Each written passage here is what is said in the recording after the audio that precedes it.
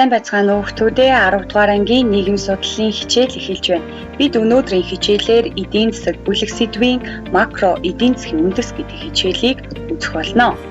Өнөөдрийн хичээлээр бид макро эдийн засаг гэж юу болох, дотоодын нийт бүтээгдэхүүн ба үндэсний нийт бүтээгдэхүүн нэрлсэн болон бодит дотоодын нийт бүтээгдэхүүний талаар үзэх болно. Макро гэдэг нь грекээр том гэсэн утгатай.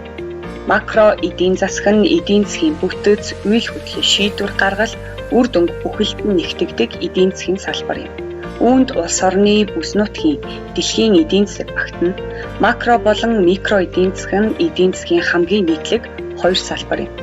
Макро эдийн засаг нь эдийн засаг хэрхэн ажилдгийг судлахын тулд дотоодын нийт бүтээгдэхүүн, инфляц, үндэсний орлого, үнийн индекс болон салбаруудын хамаарал зэрэг том үзүүлэлтүүдийг судалдаг. Дараах бичлэгийг анхааралтай үзээрэй.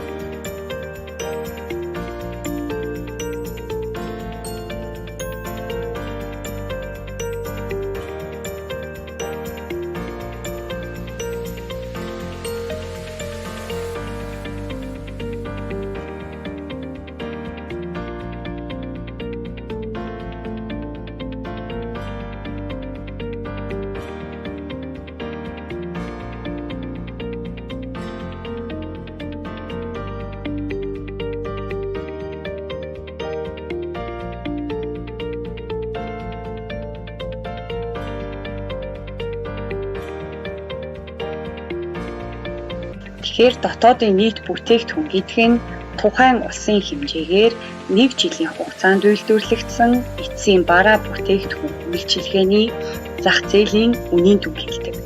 Дараах бичлэгээс дотоодын нийт бүтээгдэхүүнийг яагаад хэмждэг талаар ойлгосон байх. Дотоодын нийт бүтээгдэхүүн нь эдийн засгийн өсөлтийг хэмждэг үзүүлэлт юм.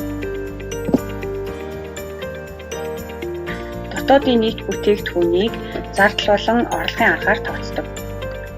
Зардлын аргаар тооцох нь хэрэглэгчдийн эцсийн хэрэглээндээ зориулан худалдан авахд зарцуулсан бүтээгдэхүүн үйлчилгээний зардлын нийлбэр юм.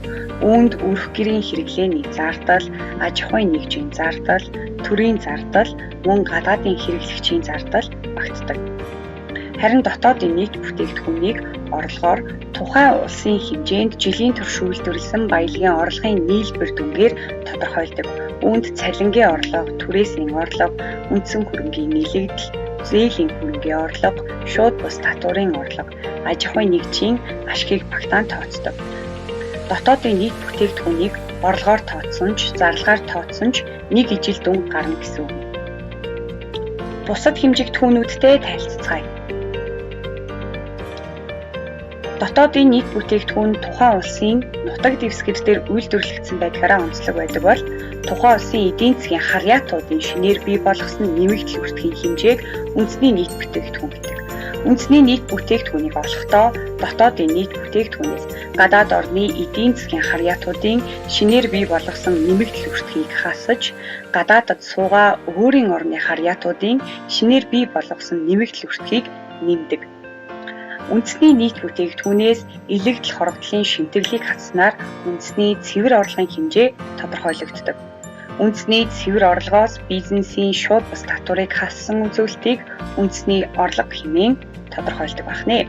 2013-аас 2019 оны дотоодын нийт бүтээгдэхүүний өсөлтийн графикаас 2018 онд дотоодын нийт бүтээгдэхүүн 6.2 байсан бол 2019 онд 8.6 болно өссөн байна. 2021 оны мэдээлэлтэй танилцгаая. Улаанбаатар Монцами үйлдвэрлэлийн аргаар тооцоосон дотоодын нийт бүтээгдэхүүн энэ оны эхний улиралд урьдчилсан гүйцэтгэлээр оны сүүлээр 9.2 их найд төгрөг болж өмнөх оны мөн үеийнхээс 1.7 их найд, 2010 оны зэрэгцүүлэх үнээр 3.7 их найд төгрөг болж өмнөх оны мөн үеийнхээс 496.7 тэрбум төгрөгөөр нэмэгдлээ. Дотоодын нийт бүтээгдэхүүн 2020 оны эхний улиралд 10.7%-аар багассан бол энэ оны эхний улиралд 15.7%-аар нэмэгджээ. Улирлын нөлөөллийг арилган тооцсон дотоодын нийт бүтээгдэхүүн 2021 оны 1-р улиралд өмнөх улирлынхаас 1.8%-аар нэмэгдсэн байна. Дахин дараах бичлэгийг анхааралтай үзээрэй. Эдийн засагчид дотоодын нийт бүтээгдэхүүний өсөлтийг хэрхэн тооцдог вэ? Өсөлтийг тухайн жилийн дотоодын нийт бүтээгдэхүүний хэмжээг өмнөх оныхтой харьцуулж зөрүүгээр нь тооцдог. Жишээлбэл бидний өдөр тутмын хэрэглээ талхыг авч үзье. 2014 онд талхны үн 1078 төгрөг байсан. Талхны үн гэдэг нь түүнийг үйлдвэрлэхэд оролцсон гурил, цэцгийн тос, цахилгаан эрчим хүч, ажлын хөс зэрэгт зарцуулсан зардлуудын нэгдсэн дүн юм. Хэрвээ 2014 онд нийт 100 ширхэг талх үйлдвэрлэж борлуулсан гэвэл 1078-ыг үржих нь 100, тэнцүү 107,800 төгрөг буюу 2014 оны талхны дотоодын нийт бүтээгдэхүүний хэмжээ тодорхой болж байна. Эдийн засагчид үүнийг нэрлсэн дотоодын нийт бүтээгдэхүүн гэж нэрлэдэг. 2013 онд дотоодын нийт бүтээгдэхүүний хэмжээ 100,000 төгрөг байсан. Эдгээрийг харьцуулбал 2014 онд дотоодын нийт бүтээгдэхүүний хэмжээ эдийн засгийн хэмжээ 7,800 төгрөгөөр буюу 7.8%-аар өссөн байна. Яагаад бид дотоодын нийт бүтээгдэхүүний хэмжээг тооцох шаардлага гардаг вэ? Эдийн засгийн бүтээмж нэмэгдсэн эсэх. 2014 онд 2013 оноос хичнээн хэмжээний бүтээгдэхүүн илүү үйлдвэрлэж чадсан бэ гэдгийг мэдэх гэж дотоодын нийт бүтээгдэхүүний хэмжээг тооцдог. Хэрвээ дээрх жишээн дээр 2013 онд талхны үн 1050 төгрөг байсан гэвэл бидний тооцсон 7.8%-ийн өсөлт эргэлзээтэй харагдаж байна. Үүний шалтгааныг тодруулахын тулд бид бодит дотоодын нийт бүтээгдэхүүнийг ашигладаг. Бодит дотоодын нийт бүтээгдэхүүн гэж юу вэ? Эдийн засагчид бүтээмжийн өсөлтийг хэмжих үүднээс бодит дотоодын нийт бүтээгдэхүүнийг тооцдог. 2014 оны үйлдвэрлэсэн талхны тоо хэмжээг 2013 оны талхны үнээр үржүүлэн гарсан дүнг 2013 оны нэрлсэн дотоодын нийт бүтээгдэхүүнтэй харьцуулснаар бодит дотоодын нийт бүтээгдэхүүнийг тооцдог. Бидний жишээн дээр 5,000 төгрөгийн өсөлт гарсан. Энэ нь эдийн засаг 5%-аар л нэмэгдсэн гэсэн үг юм. Эндээс дүгнэхэд эдийн засгийн өсөлт мөнгөн дүнгээр 7.8% өссөн. Бодит бүтээмжээр бол 5% өссөн байна. Дотоодын нийт бүтээгдэхүүний өсөлтөд нэг талаас үйлдвэрлэсэн баялагын бит хэмжээний өсөлт, нөгөө талаас тэдгээрийн үнийн өсөлт гэсэн хоёр зүйл зэрэг нөлөөлдөг. Үнийн өсөлтийг тооцохын тулд дотоодын нийт бүтээгдэхүүний хэмжээг янз бүрийн онуудад тогтмол үнээр тооцож харьцуулдаг. Нэрлсэн дотоодын нийт бүтээгдэхүүн гэдэг нь өнөөгийн үнээр тооцныг, бодит нь тогтмол үнээр тооцныг илэрхийлж буй ойлголт юм. Бодит дотоодын нийт бүтээгдэхүүнийг тодорхойлохдоо тухайн жилийн бүтээгдэхүүн үйлчилгээний үнийн түвшний ерөнхий өсөлт буюу инфляцийн түвшинд харьцуулж тодорхойлдог. Өнөөдрийн хичээл үүгээр өндөрлөж байна. Анхаарал хандуулсан бүх сурагчдаа баярлалаа.